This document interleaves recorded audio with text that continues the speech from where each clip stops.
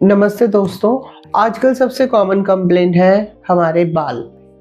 कहते हैं यार बहुत हेयर फॉल हो रहा है, बहुत बाल झड़ रहे हैं, गंजा हो रहा हूँ, गंजी हो रही हूँ, क्या करें।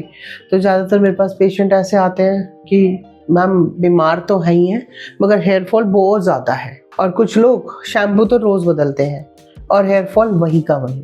हेयर फॉल नहीं जाता भाई, शैम्पू आता है और जाता है। चिल करो, पैनिक मत करो, सॉल्यूशन है। पहले जानो हेयर फॉल क्यों हो रहा है और उसके बाद उसका ट्रीटमेंट करो। तो फ्रेंड्स, आज मैं सिंपल, नेचुरल और बड़े प्रैक्टिकल तरीके से समझाऊंगी हेयर फॉल होता क्यों है और उसको हम कैसे कंट्रोल करें।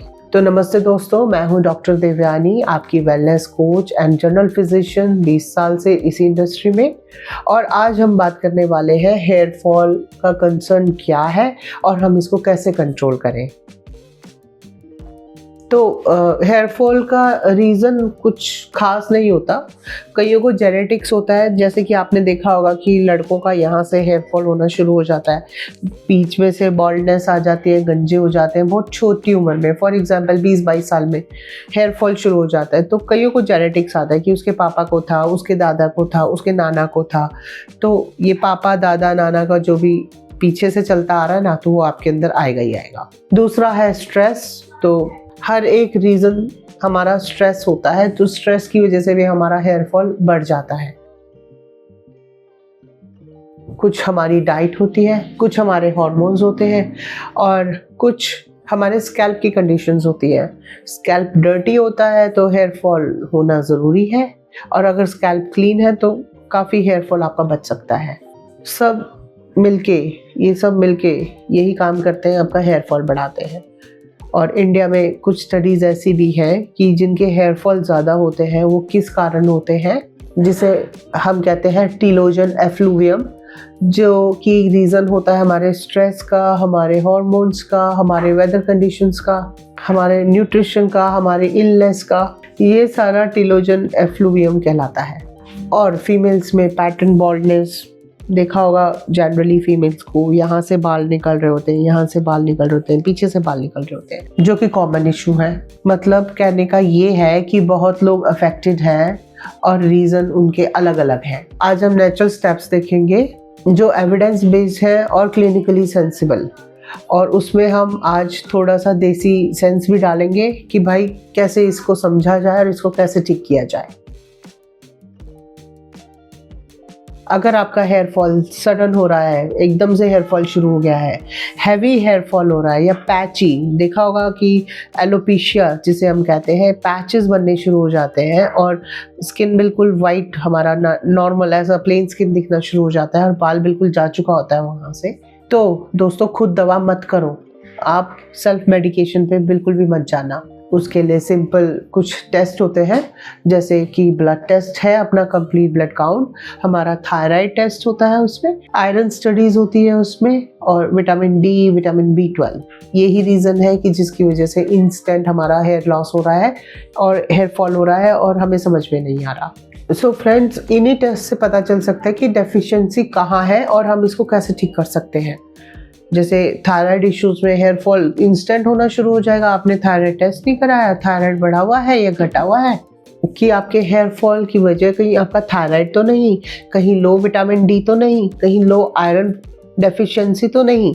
बहुत बार लो आयरन, लो विटामिन डी और थायराइड इम्बैलेंस से आपका हेयर फॉल शुरू हो जाता है, और इन्हीं चीज़ों को ट्रीट करने से आपका हेयर फॉल कम हो सकता है। सेल्फी ले रहे हैं, बाल कम दिख रहे हैं, अरे भाई लैब से रिपोर्ट लेके आ, तभी तो मुंह दिखा पाओगे। सेल्फी मत लो, अभी पहले जाके जांच कराओ। तो ठीक है, अब हम बात करेंगे बैलेंस्ड फूड की।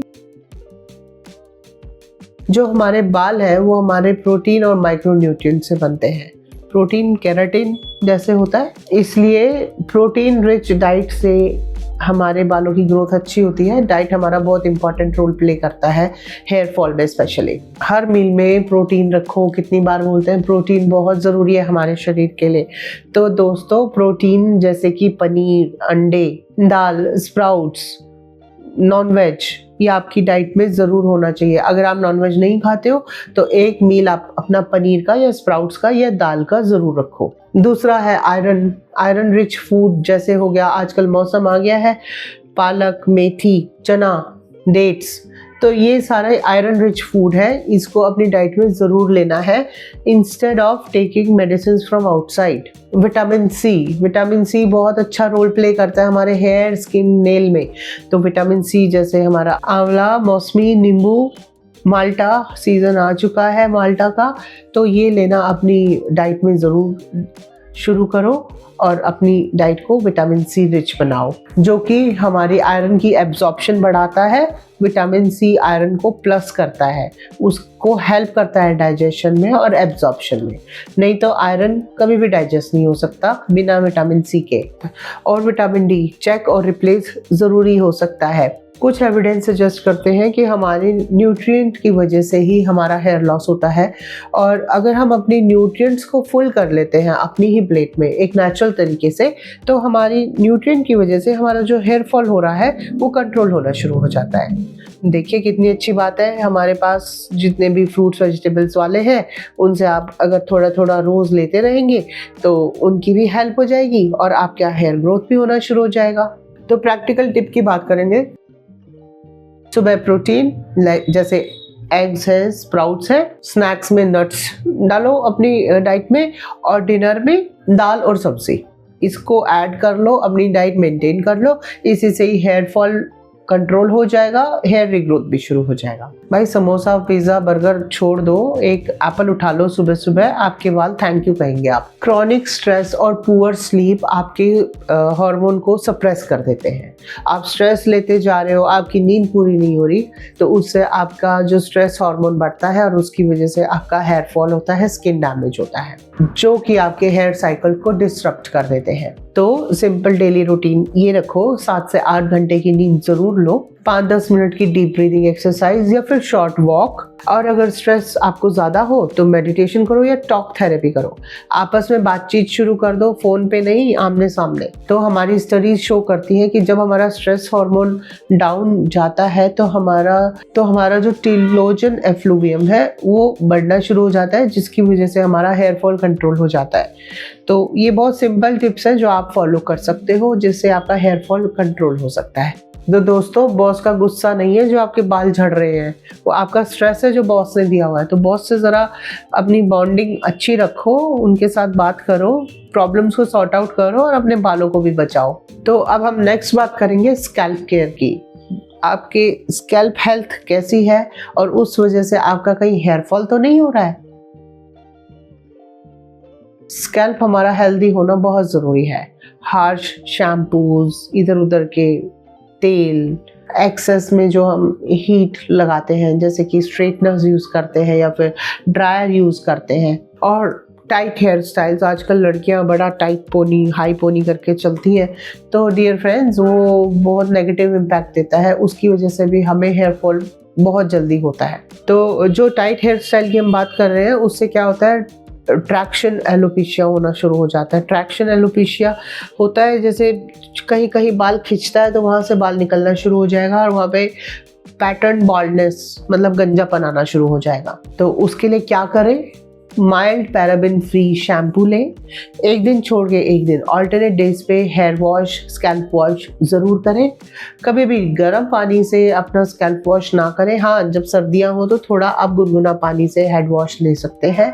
और अगर आपका स्कैल्प ड्राई है तो कॉम्ब आराम से करें, ज़बरदस्ती वाली कॉम्ब नहीं करनी है, और साथ के साथ अपने स्कैल्प को हेल्दी रखें। डेली शैम्पू मत करो, बट हाँ ऑल्टरनेट डेज पे आप शैम्पू करते रहो। तो थोड़ा 5-10 मिनट का हम फेशियल लेते हैं, हम बैक मसाज लेते हैं, हम बॉडी मसाजेस लेते हैं, भाई 5-10 मिनट का स्कैल्प मसाज भी दे दो, तो बाल भी थैंक यू बोलेंगे, यार मसाज दे दिया आप तो अच्छे से रहेंगे हम भी। तो ऑयल ले लो, थोड़ा गर्म कर लो ऑयल को, उससे मसाज ले लो, या फिर नॉर्मली हम फिंगर टिप से 5-10 मिनट अपना मसाज करो, हेडेक्स भी नहीं होंगे और हेयर भी हेल्दी हो जाएंगे। हाँ, उससे क्या होता है बता देती हूँ, उससे सर्कुलेशन बढ़ता है। कह रहे मसाज तो कर रहे हैं, मसाज क्यों कर रहे हैं, क्योंकि वो हमारे स्कैल्प का सर्कुलेशन अच्छा कर रहा है। सर्कुलेशन अच्छा कर रहा है तो ब्लड फ्लो अच्छा जा रहा है फॉलिकल्स में ब्लड फ्लो जाएगा तो आपकी रूट्स जो है टाइट हो जाएंगी, अच्छी हो जाएंगी, वो बाल नहीं गिरेगा। तो कुछ एविडेंस है, जो लोग डेली अपनी स्कैल्प मसाज करते हैं उनका हेयर भी थिक होता है, उनका स्कैल्प भी हेल्दी रहता है, और उनके बाल भी लंबे होते हैं। जनरली देखा होगा आजकल कुछ सुंदर सुंदर लड़कियां, उनके इतने लंबे लंबे बाल हैं, इतना मोटा हेयर है, तो वो अपने घर में अपनी मम्मियों से, अपनी ताइयों से, अपनी दादियों से चंपियाँ करवाती हैं, ज़रूर करती हैं। बैठे बैठे कुछ लड़कियां देखा होगा ऐसे ऐसे करती रहती है, वो एक थेरेपी कर रही होती है, उन्हें भी नहीं पता वो कर क्या रही हैं, वो कुछ सोच रही होती है, उनके फिंगर्स चल रहे होते हैं, वो स्कैल्प मसाज चल रही होती है, वहाँ उनका ग्रोथ अच्छा हो रहा होता है, सोच भी अच्छी आ रही होती है। तो भाई ये बहुत अच्छा प्रोसीजर है, आप भी करके देखो, आपका हेयर भी हेल्दी हो जाएगा। तो कैसे करना है, थोड़ा सा आलमंड ऑयल या कैस्टर ऑयल, मस्टर्ड ऑयल, जो भी घर में तेल हो, थोड़ा सा ले लो, उसको थोड़ा गर्म कर लो, कॉटन से उसको स्कैल्प में लगाओ और फिंगर टिप से मसाज करो। मसाज करके छोड़ दो, हल्के हाथ से कॉम्ब करो, अपने बालों को सुलझाओ और सो जाओ। अगर रात को बाल लंबे हैं, चोटी बनानी है, तो बिल्कुल लूज चोटी बनानी है फॉर फीमेल्स, और मेल्स तो अपना मस्त होके आराम से सो। ज़्यादा तेल मत लगाना, नहीं तो मम्मी डांटेगी, कहेगी ये पिल्लो क्या गंदा कर दिया। तेल लगाना है, तेल में नहाना नहीं है। ओवरनाइट रखो, सुबह अच्छे से शैम्पू करो, बाल बहुत सुंदर हो जाएंगे। बाल भी बोलेंगे वाओ यार, आज तो हमें थेरेपी मिल गई। तो कुछ हाइप है कि भाई आलमंड ऑयल, कोकोनट ऑयल, कुछ फैंसी ऑयल्स आ रहे हैं मार्केट में। फॉर एग्जांपल वो बाल लंबे करने का तेल चल रहा था और मार्केट में बहुत नकली तेल मिल रहा था, तो वो काम नहीं करना। अपने घर में जो शुद्ध तेल है उसको यूज़ करना है। अब आगे बात करते हैं ये हाइप है क्या। कुछ ट्रायल्स हुए थे कुछ अच्छे ऑयल बनाने के लिए। रोजमेरी ऑयल में कुछ सीड्स डालते थे और फिर हर्ब्स डालते थे, थोड़ा बहुत, जैसे नीम है, पीपल है, गिलोय है, एलोवेरा है, इसको डाल के एक प्रॉपर ऑयल बनाते थे पुराने ज़माने में।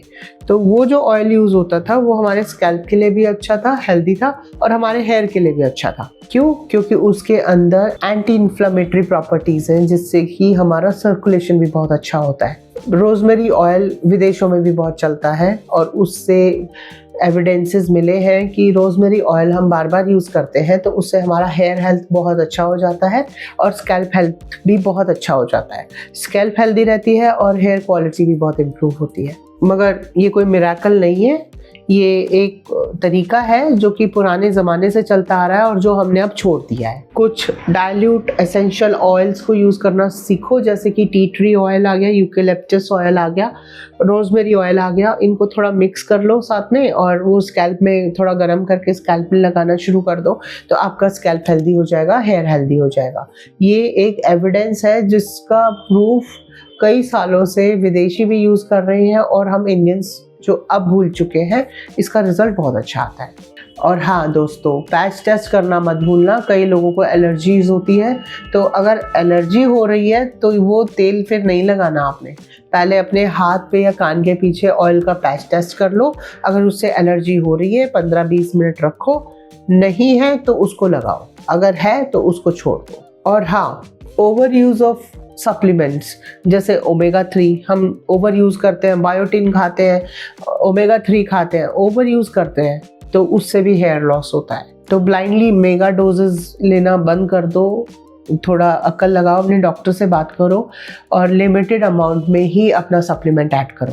ये ज़रूर देख लेना, अगर आपका डेफिशिएंसी है तो ही वो काम करेगा। अगर बॉडी में उसकी डेफिशिएंसी नहीं है तो ये एविडेंस है ही नहीं कि वो ही ठीक करेगा। वो ओवरडोज नेगेटिव इफेक्ट्स देगा। इंस्टाग्राम पे देख के सुपर हीरो बनना है, बाल लंबे करने, रात रात में कोई ऑयल्स आ रहे हैं, वो मंगवा रहे हैं, लगा रहे हैं। क्या हुआ है, मिला है कुछ? सुपर हीरो नहीं बनने वाले भाई। थोड़ा दिमाग लगाओ, कुछ अच्छे ऑयल्स खुद इकट्ठा करो, उसका पैच टेस्ट करके लगाना शुरू कर दो, तो देखना रात रात में तो नहीं, 15 दिन में हीरो जरूर बन जाओगे। तो नेक्स्ट अब हम बात करेंगे प्रोबायोटिक्स। हमारी गट हेल्थ कैसी है।